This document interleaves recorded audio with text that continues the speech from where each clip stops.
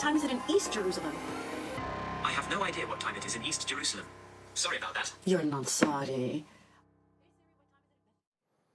All right, joining us now from Amman in Jordan is Lamis Adoni, who is the editor-in-chief of the Arab World.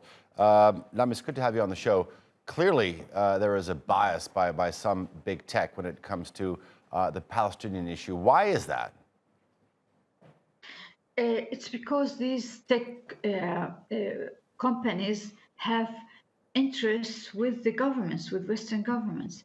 So they don't veer away from the policies of Western governments, especially the American governments. They have deals with the military industry. So they are preserving their deals. And secondly, they're part of the dominant narrative. The dominant narrative of the Western government is anti-Palestinian, especially the US. It's like they feel that recognizing Palestine as if that's a statement against Israel.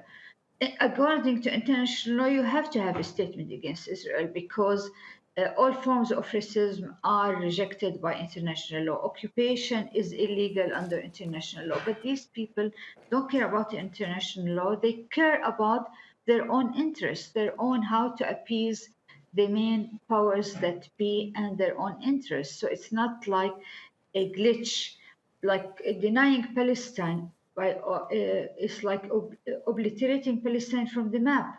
This is an act of killing, of denying the existence of the Palestinian people. Okay, let me ask you this. So we gave examples of Siri, and we also looked into Google Maps.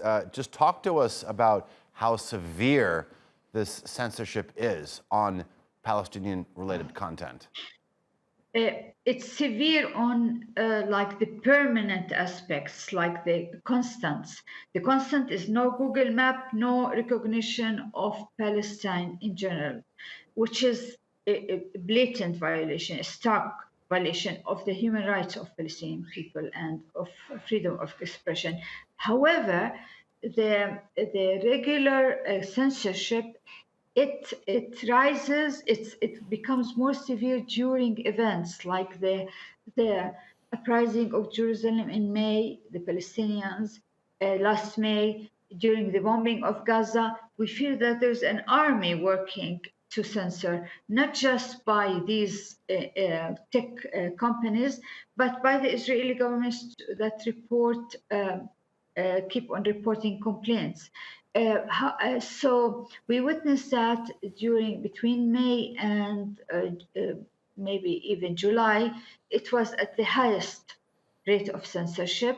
Well, first of all, I'll tell you how Palestinians and the solidarity movements around the world try to circumvent that. They started writing words like resistance, not as a word, but as alphabets, separate alphabets. Yeah. That it was done a lot of Arabic in order to circumvent this censorship.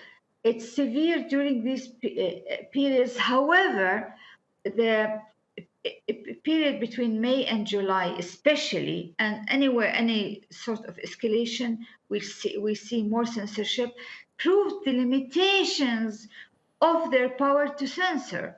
Palestinians were able to get their message across because the Palestinian activism and the activism around the world support Palestine. Lamis, let me ask you this. Do you feel that perhaps there might be more and more people sort of abandoning platforms like Apple and like Google in favor of perhaps more independent social media platforms? This is not just about U.S.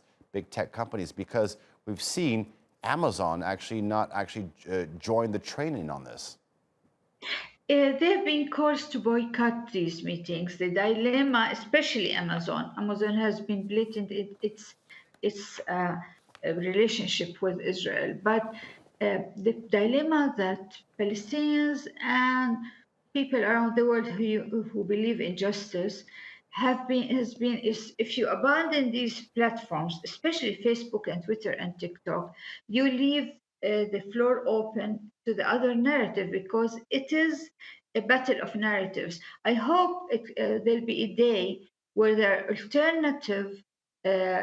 are alternative media outlet, I mean social media outlets and electronic outlets that become so strong that people can totally boycott. During the May and June, many people started immigrating from WhatsApp to Signal and Telegram and others. But people came back because there's still a debate whether you abandon or you have as much voice as possible and loud voice as possible in these very places, including Amazon is a different thing, so people Okay. might be there might be success, or leave it open for the Israelis to just have their own propaganda. This is an ongoing debate, but I hope one day there'll be alternative outlets that are stronger than these Thank you for shedding current some light outlets. onto this debate. The editor-in-chief of the Arab News, Lamis Andoni, thank you very much.